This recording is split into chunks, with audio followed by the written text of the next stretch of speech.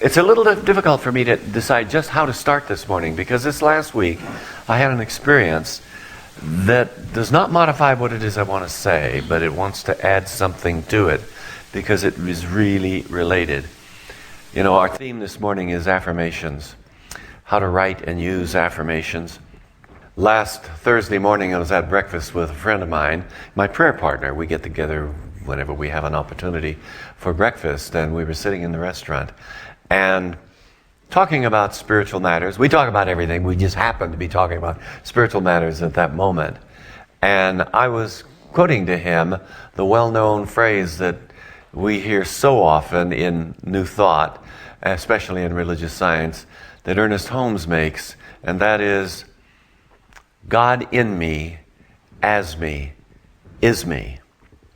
Or to put it in terms of my expressing to you, God in you, each one of you, is you, as you.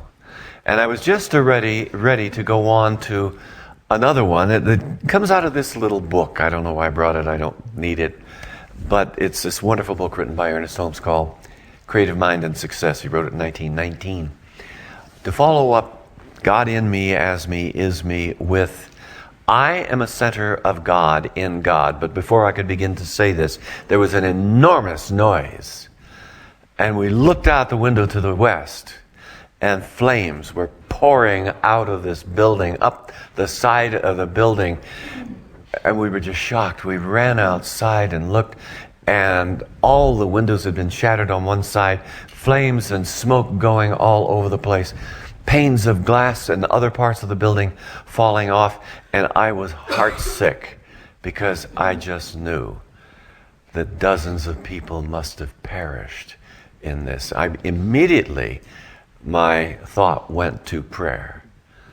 God in me, as me, is me. Each of us is a center of God in God.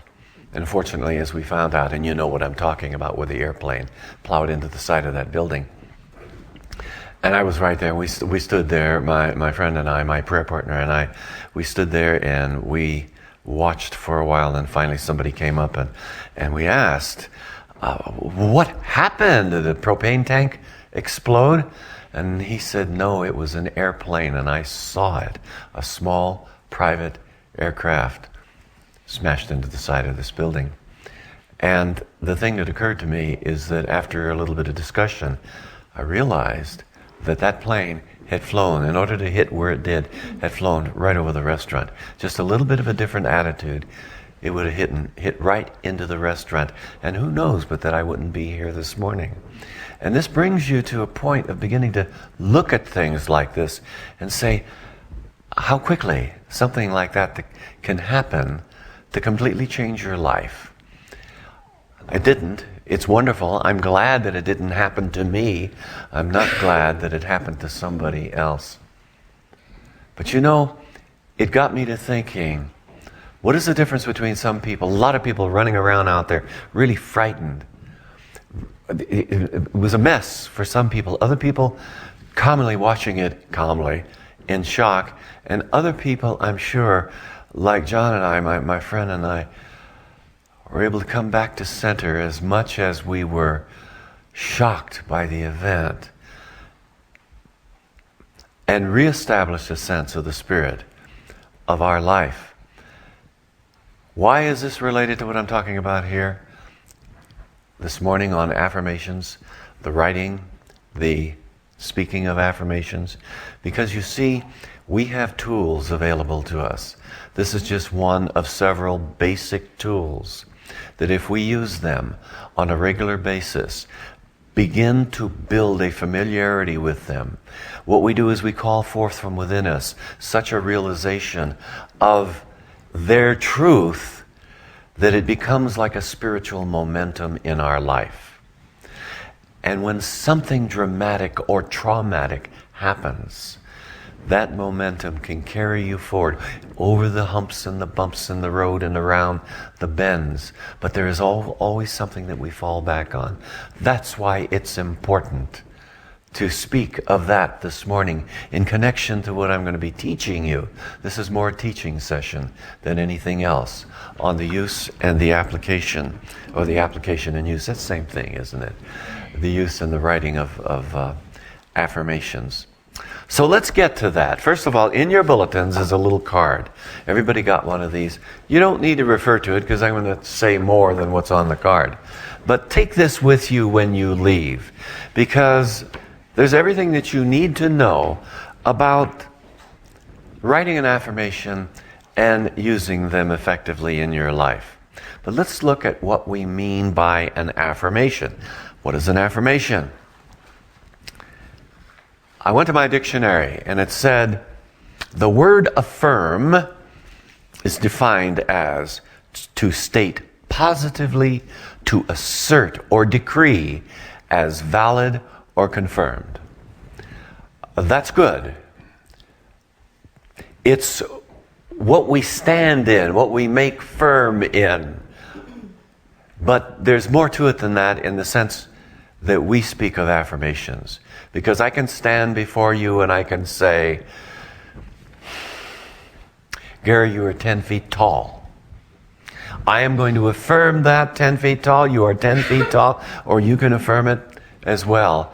And it's not going to make you 10 feet tall. And yet a lot of people seem to approach affirmations like that. Ernest Holmes, in a marvelous little book called Good for You, talks about doing treatment work or prayer work for money and wealth. And he says, we don't stand around praying for $1 million. What we do is we affirm that we are secure in the wealth of the universe, that everything that we need to express all of our desires is available to us right now. And if that happens to be $1 million, we will attract it to us. Jesse Jennings, my good friend down in Houston, Texas, or Spring, Texas, north of Houston, has a wonderful saying that I call it a wonderful saying because I've carried it around with me for 30 years, ever since I first saw it in a newsletter, and he's probably forgotten it by now. But it goes something like this. We don't pray to get something we haven't got. We pray in order to commune with all that is. Do you see the tremendous difference in that? I was on a conference call the other day with a coach, a world-class coach. She was conducting a little teleclass, and I wanted to hear what she had to say. And she was talking about wealth and well-being and that sort of thing. And she asked everybody on the call, there were about 40 people on the call, write down your definition of wealth. And so various people wrote things, and she heard back from several of us. And then finally she said, now I'll give you my definition of wealth. My definition of wealth is it's what you're left with when you take money out of the equation. Think about that. How much wealth do you have? How much do you have in the way of heart and love and joy? How much creativity, your native creativity and magnificence are you expressing through your intelligence?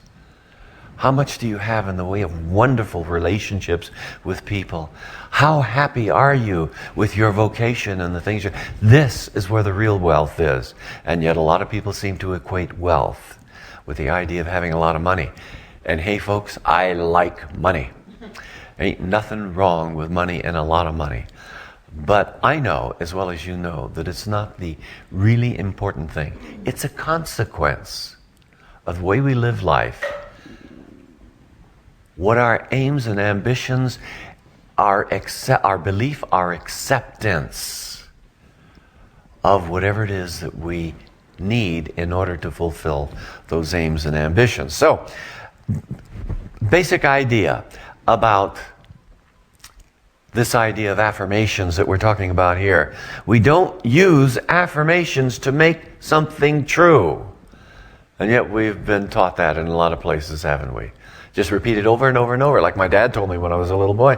You keep saying that to yourself, Richard, and more and more and more, and you're going to believe it, and when you believe it, it's going to be true. Well, you've heard me tell that story, and there's a lot of truth in that, but that's not the reason we do affirmations. We do affirmations in order to be able to reveal what is true. We're not going to make the earth flat by saying it's flat. And I had a really, really intelligent, bright, sharp, successful engineer tell me, well, yes, you will. It shall be done unto you as you believe, and I believe the Bible, and that says so in the Bible, and so you give me a big enough shovel, and I'll be able to flatten the earth. And which is nonsense. It's stupid. It's from a very bright guy. Now, I know that's an extreme, and I know that generally none of you really believes that. But how often do you think by just keep telling yourself over and over and over and over and over something that you're going to make it so? That's not so. We speak affirmations to declare what is so. And then sometimes we may be declaring what's so, but there's still not the inner acceptance of that or resonance, I would call it. You know, you can intelligently know, intellectually know that each of us is made in the image and likeness of God. And if each of us is made in the image and likeness of God, that is, the attributes of God must be our attributes. All that God is on that expansive, unlimited scale of things, each of us must be, or embrace at least in some way, or have available to us. Now, we're not all of God, but all we are is God expressing right now. So we may know intellectually, because we've learned it over and over and over, and we may even be able to go through certain logical processes that tell us, yes, I'm made in the image and likeness of that which made me. If you are a scientist or been around science and understand about holograms and other things of that sort and the interconnectedness of things, which is beginning to emerge more and more in the conscious awareness of people, you have that, but it's intellectual. It's when we intuitively know, when we can dig down deeply within us and touch that something with which we resonate, that says, I'm made in the image and likeness of God. Then what happens is that the affirmation is going to help us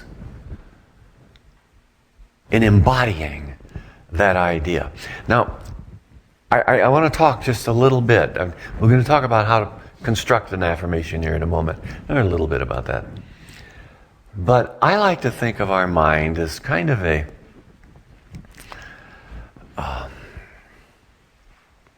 very receptive field, mental field that we have.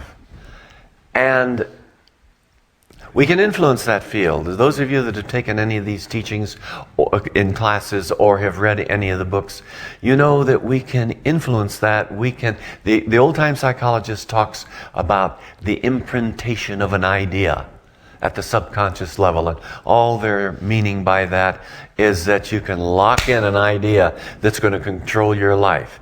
If you've been told from the time you're a little kid that you're clumsy and you'll never quite be able to cut it in sports, you will look at your authority that has told you that, and you may accept that.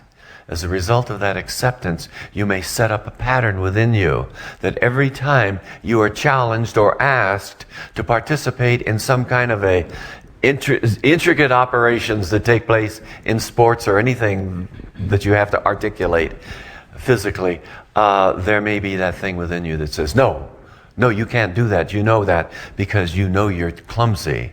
You're clumsy and you're going to fumble around. That's that imprintation. But that's not the truth about you. You see, you get this? Now, I'm not denying that we may have talents. Some people are better at running long distances than others. Some people are much more capable of performing some athletic feats. I don't think, and again, maybe this is my limitation, that I would ever have been able to run the 4-minute mile. I'm not sure I would have been able to run a mile. Notwithstanding well, that's not true, because I used to do about 7 minutes, and that was exhausting me. But there are some people that can do that. On the other hand, and that may be a talent, our natural inclination to express in certain ways in life may reveal what the talents are. And this is not what I'm talking about here. I'm talking about the constraints and limitations that we place upon ourselves as a result of the ideas that we grab hold of, hold on to. And you know something? Sometimes they're exactly what we want, because those ideas give us the excuses that we need not to do something that is important for us, and we may even know that it's important for us to do. But as we begin to speak a truth such as, I am made in the image of God, therefore there is that within me that will guide me, support me, and allow me to unfold my natural talents for the highest good of everyone concerned. Now, that's a truth, folks. There is that within you. But it goes beyond just saying, well, yeah, but that within me just isn't as good as that within you or somebody else. See, we get into this stuff. We limit ourselves. So the first thing that we have to do is begin to acknowledge that you are magnificent. I acknowledge it about you. Can you? You know, our mission statement here, or wherever it is inspiring your magnificence. We are here to inspire you to your magnificence. Now, as we begin to speak a truth, whatever that is, if there is a barrier within you that says, no, I'm really clumsy, I'll never be able to play basketball, I'll never be able to do this particular feat. When we begin to speak the truth about ourselves, I am fully capable of functioning at a high level of proficiency in this task. You name the task. And then there's the little voice that comes to you, the demon on your shoulder that whispers, BS, BS, BS. Because, that means belief system, by the way. Because that's what you've been told, that's what you've accepted. But each time you say that, it is as if you go in and you're scraping a little bit of that crap. Is that acceptable in church? Is it? Okay. Little bit of that manure. That doesn't sound quite as dramatic, does it? Scraping a little bit of the stuff away from that barrier that stands between you and the truth of you that you intuitively know, which is that you are capable of fully expressing. You see what I'm talking about? This is why we do it, and we do it, and we do it. Now, I know maybe this is overkill this morning on affirmations. I know all that. Well, how many of you get up in the morning, take a look at your affirmation, say it to yourself a couple of times, and then when you get to work, you happen to be rummaging in your purse or your briefcase or whatever, and you see it, and you say it to yourself. Or you walk into the bathroom before leaving work to shave or put on your makeup, or maybe some of you do both, and you see it posted on the mirror and you say it. Or you go to the dinner table and one of them is there. This is enormously powerful. This morning when we got up, we have a little Louise Hay calendar, and it has an affirmation for every day. And this is February 19th. Oh, this is Friday. Sorry. Appreciation and gratitude for what I already have brings more prosperity into my life. You see, this is not saying, well, I have $100,000. I have all the money I need in order to be able to pay my bills at the end of next week. And that's okay to approach it this way, but that's not what we're doing this for. We're doing it to shift our consciousness. And this is a statement of absolute truth, folks. Appreciation and gratitude for what I already have brings more prosperity into my life. Isn't that magnificent? What do you do daily to express your appreciation and gratitude? I have, every time I reach into my pocket, I feel something that reminds me of the gratitude I need to have. Don't misunderstand me. That's this little rock. It's my, what do I call it? My gratitude stone. I feel it and I say, what am I grateful for in this moment? And I've given so many of these away. I'll have them in my pocket. I'll be talking to somebody. I said, here, take it. I don't know how many people are using it. Anything at all. Oh, this little bracelet here. I wish I really finally get to the point where I don't have to wear it anymore. It's been 2 years since we started that program on the complaint-free world. You know, every time I find myself complaining, I change it from one wrist to another. Well, I haven't been able to go 21 full days in 2 years to complete that cycle of not missing once. And when you miss once, you have to start all over. But I don't even care anymore because it's a constant reminder of, boy, you bitch a lot, Imprescia.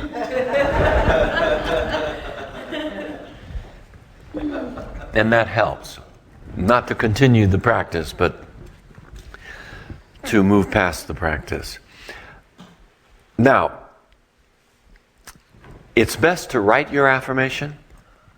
You write it out, look at it, post it all the places, as I've already said.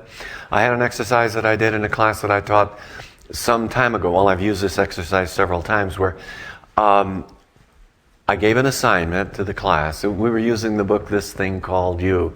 And I said, what I want you to do is sit down right here in class. Write your affirmation 10 times. And everybody did that. You have 10 times. I've got my affirmation. And they were moaning and groaning a little bit, not too much. My students are really good. And then afterwards I went around the class. I said, okay, anything you want to say about it? Anyone want to share what came out of this process of writing your affirmation 10 times? Almost everybody there, from the 1st to the 10th, had modified their affirmation several times. And at the end of the week after they came back, their assignment was to say their affirmation 10 times every day. That's all. Once in the morning, once at noon, whenever they decided to. And write it down at the beginning of each day. Again, not 10 times, just write it down. At the end of that week, when they came back for the next class, they had modified their affirmation again. You see, what happens is this helps you get clarity on what your intention really is. And a lot of times, we think we know what our intention is. We think we know what it is we want to express or experience or to gain or to acquire.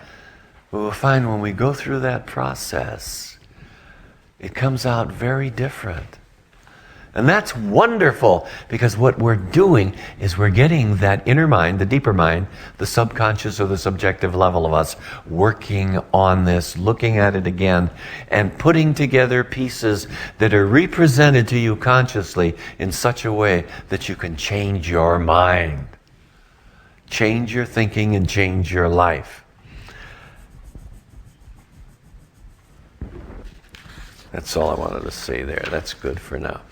I want to give you an example of an affirmation. Oh, I did want to say this about affirmations. When you write an affirmation, write it in the here and now. It's as if it's already done. And if you can conjure up a feeling of what it would be like to actually have that, to have it right now. Create a scene in your mind as you're saying your affirmation. You know, right now, I'm a powerful, quick, accurate tennis player. And conjure up the scene of seeing yourself running across the court and slamming that ball with a fantastic backhand right at the feet of the person on the other end, and they stumble all over themselves trying to get it, and you've won and you feel good about it. Now, some of you don't like that kind of competition, but I do. But you see what I mean? Create that feeling. What does it feel like? What does it feel like when you need money and you don't have it? And you create a scene where you pull your wallet out and you look and there's money there. Oh, I could tell stories about this. A friend of mine, he's died a couple of years ago, a kid I grew up with. I used to say to him, how is it, Ed, that we have the same job, we make the same kind of money, the same amount of money, and you always have money and I don't? He says, I've noticed that. I said, well, what do you do? He said, I don't know. Every time I open my wallet, money is just there. It's attitude. And affirmations helps you to shift your attitude. It's an incredible thing. We're going to have a little time here because I want to get through this really quickly and then allow you to give me some feedback here. I want to give you an example of an affirmation that states an innate fundamental truth, and it is stated in the here and now. Now, it's a little broad, a little more philosophical, but then a lot of them would, the nature of which might be something like, right now, my body is overcoming the effects, healing from the surgery I had last week. I know that the God power, it moves in and through every atom, every molecule, every cell, every organ of my body, and I accept that. That's good affirmation. A little long, but it's good. But then there are things that are a little bit broader, like this. I am a fully awake, vital, immortal, spiritual being, superior to all circumstances. You see the power in that? I want us to say that together. Repeat after me. I am a fully awake, vital, immortal, spiritual being, superior to all circumstances. Now, I want to lead you in it again. I am a fully awake, vital, immortal, spiritual being, superior to all circumstances. Now let me really hear you. I am a fully awake, vital, immortal, spiritual being, superior to all circumstances. I am a fully awake,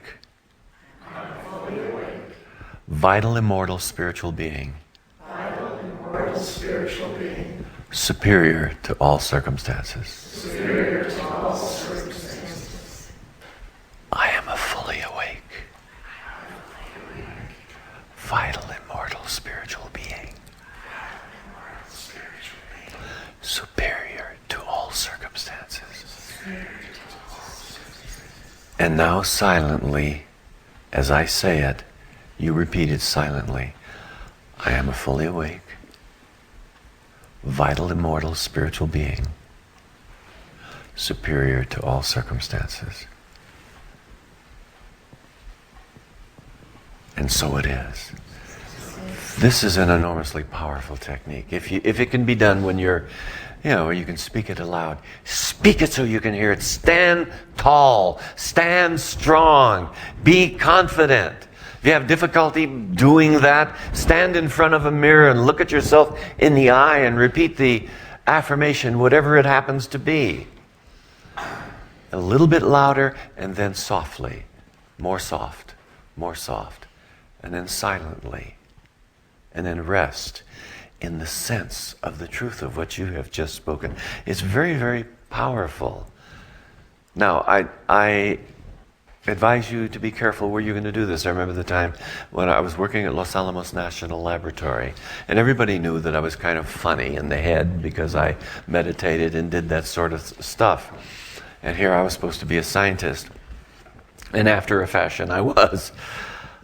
And when I used to go into the restroom and I would meditate, and I set the seat down, I'd sit down and I'd take a few deep breaths. And once in a while, when I knew there was nobody in there, I would repeat an affirmation or two after I finished or do a spiritual mind treatment. And I remember one day that I finished up my process, I did my affirmations, I opened the door and walked out, and there were a bunch of guys standing, waiting, giggling to me. That's a little embarrassing. I came to realize much later that they did respect me for it. Probably thought I was a little nuts, but that's okay. Write it down. That's important. Speak it aloud with conviction. Look at yourself in the mirror if you need to do that in order to get that kind of connection. One last note that I want to make here this morning. And this is really a note of caution based in this idea of subconscious conditioning. I indicated earlier when we first started, a lot of times we hear about doing affirmations in order to reprogram the subconscious. And you'll hear people right here tell you that in doing affirmations, we want to reprogram the subconscious. I don't want to reprogram the subconscious. I don't think that ought to be our objective. It's a good enough process, auto-conditioning, self-hypnosis, and that sort of thing. It can be particularly useful in dealing with trauma, but I am not particularly interested in that. I don't want to do it because a good conditioned mind is still a conditioned mind. And think about that a bit. You may be able to condition your mind to a better state of acceptability to your good, but I would rather decondition my mind or educate my mind so that I am open to the truth of what is. I'm not saying certain kinds of conditioning habits aren't good. You're driving down the street and a little dog runs out in front of you. It's natural to hit the brakes and stop. You do that all automatically as a result of your training. I'm not talking about that. I am talking about the subconscious kind of conditioning techniques that often interfere with our own spiritual growth by causing us to be driven instead of freely responsive in life. Affirmations, when used, should be superconscious, if you want to use that term, to awaken consciousness within you rather than to condition the subconscious. Let's have a short prayer, shall we?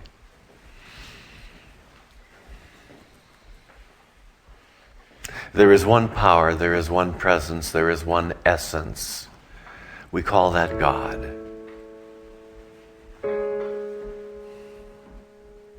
And this one power, this one something, is what I am and what everybody here is also. It is love, it is joy, it is creativity, it is intelligence, it is goodness, it is life, it is abundance, it is harmony and balance.